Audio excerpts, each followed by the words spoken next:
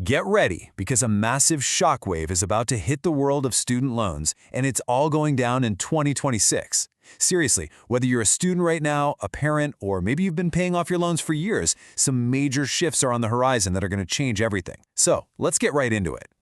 To really wrap your head around the scale of what we're talking about, you have to start with this number: $1.7 trillion. That's how much Americans currently owe in student loan debt. I mean, it's a figure that's almost impossible to picture, and it impacts millions of lives and, yeah, the entire economy. Okay, so when you hear student debt, who do you picture? Come on, be honest. You're probably thinking of a recent grad, maybe in their 20s, right? That's the image we see all the time. But is that really who's carrying the biggest burden? Well, the answer might actually surprise you. Just take a look at this. Federal data shows it's not the youngest borrowers, not by a long shot. It's actually folks who are nearing retirement. We're talking the 50 to 61 age group, who hold the highest average balance, over $48,000. It's just a powerful reminder that this isn't just a young person's problem anymore. For millions, it's a lifelong financial reality. All right, so to make sense of all these upcoming changes, we're going to break it all down. First, we'll look at the big 2026 reset. Then, the new rules for new borrowers. We'll dive into the future of forgiveness, understand the high stakes of default, and then wrap it all up with an action plan for you for 2026. First up, the 2026 reset. You might be wondering, why is all this happening at once? Well, it pretty much all comes down to one landmark bill. Yeah, this whole thing is being driven by a single massive piece of legislation that completely overhauled the student loan system. You can think of it as the engine driving all these new repayment plans, new borrowing limits, and new rules for forgiveness, and pretty much all of them are set to kick in during 2026. Okay, next up, let's talk about the new rules for new borrowers. Because for anyone who's starting college or taking out their first loan after mid-2026, the whole landscape is going to look dramatically different.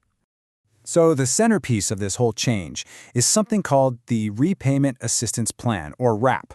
Starting July 1st, 2026, this becomes the main income-driven repayment option out there. It's pretty simple. It adjusts your monthly payment based on how much you earn. Now, if you're an existing borrower, it's an option for you. But for new borrowers, it's basically the only game in town. Now, on the surface, this new RAP plan might mean lower payments for some people, say a recent single grad, but there's a really crucial catch here. The plan completely gets rid of the $0 monthly payments that currently help out the lowest income borrowers. Under RAP, everyone pays at least $10 a month, and that could mean that some of the most vulnerable people actually end up paying more. And this doesn't just stop with new undergrads. The impact goes way beyond that. Parents who are trying to help their kids pay for school, they're going to face new limits on Parent Plus loans. And get this, new graduate students will no longer be eligible for Grad Plus loans at all. So what does that mean? Well, experts are predicting a big shift towards private student loans, which, as you probably know, often come with higher interest rates and a lot less flexibility. All right, that brings us to our third big topic, the future of forgiveness.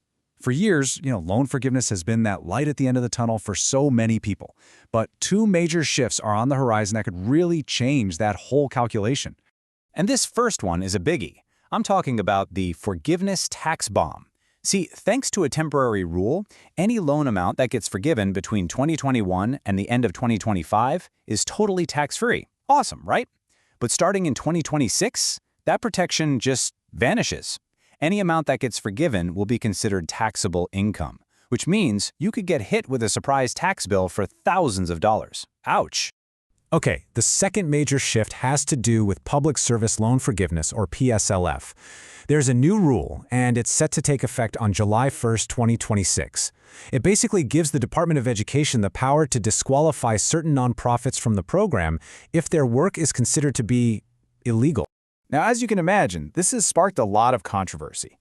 Critics are arguing that the rule basically politicizes what should be a straightforward program. They're worried it could be used to target workers at organizations involved in areas like, say, immigrant support or gender-affirming care. It is really important to mention, though, that this rule is already facing legal challenges, so its implementation could end up being delayed. This leads us to a really serious topic, the high stakes of default. After years of those pandemic-era protections, the consequences for borrowers who fall behind on their payments are about to get much, much more severe. So first, let's just be super clear on what default even means. For a federal student loan, you are officially in default when your payment is 270 days past due. That's about 9 months. It's a serious status with some pretty significant consequences. And here is the biggest change of all. After that long pause that started way back during the pandemic, the government is set to resume garnishing the wages of defaulted borrowers. And that starts in early 2026. That means they can take money directly from a borrower's paycheck. As you might expect, borrower advocates have been really sharply critical of this decision.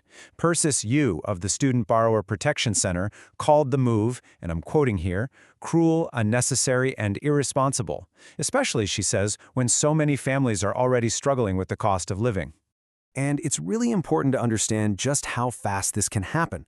The department is only required to give borrowers 30 days notice, that's it. Once that month is up, collections can start taking money right out of your paycheck.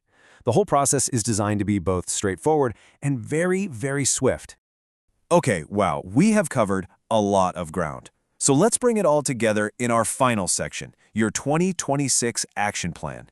These are the absolute must-know takeaways from everything we've talked about. All right, here are the 4 crucial points to remember. First, that new RAP plan is going to be the only income-driven option for new borrowers, and it gets rid of those $0 payments. Second, borrowing is about to get a whole lot tougher for parents and graduate students. Third, that tax-free status for loan forgiveness, it's ending. And finally, those harsh penalties for default, like wage garnishment, are coming back. And all of that leaves us with a really critical question for the future. You know, with borrowing getting harder and forgiveness getting taxed, the entire equation for how families pay for higher education is changing.